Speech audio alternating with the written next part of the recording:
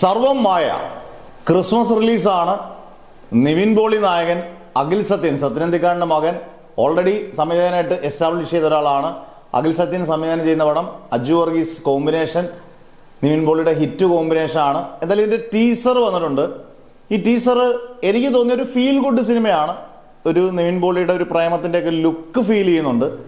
എത്രമാത്രം നിവിൻ പോളി ഇതിനകത്ത് തകർക്കുമെന്നുള്ളത് നമുക്കറിയത്തില്ല. ഒരുപാട് ഹ്യൂമറും ഭയങ്കര ആക്ഷൻ പ്രതീക്ഷ ഒന്നും പോകണ്ട എന്നുള്ളത് ടീസറിനകത്തൂടെ വ്യക്തമാണ്. എനിക്കൊരു ആവറേജ് ടീസറായിട്ടാണ് തോന്നിയത്. അതിഗംഭീര ടീസറല്ല, വളരെ കുറച്ച് ദൈർഘ്യമേ ഉള്ളൂ ടീസറിന്.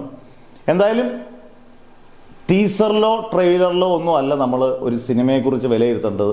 സിനിമ തിയേറ്ററിൽ വന്ന് അത് 2.5 മണിക്കൂറോ 3 മണിക്കൂറുള്ള സിനിമ ആകുമ്പോൾ ആ സിനിമയുടെ കണ്ടന്റും അതിനകത്ത് അഭിനയിച്ചവരുടെ അല്ലെങ്കിൽ അതിൻ്റെ ടെക്നിക്കൽ വർക്കും എല്ലാം കണ്ട് ഗംഭീരമായാൽ ആ സിനിമ ഓടും. നിവിൻ പോളിക്ക് ഒരു കംബാക്ക് അത്യാവശ്യമാണ്.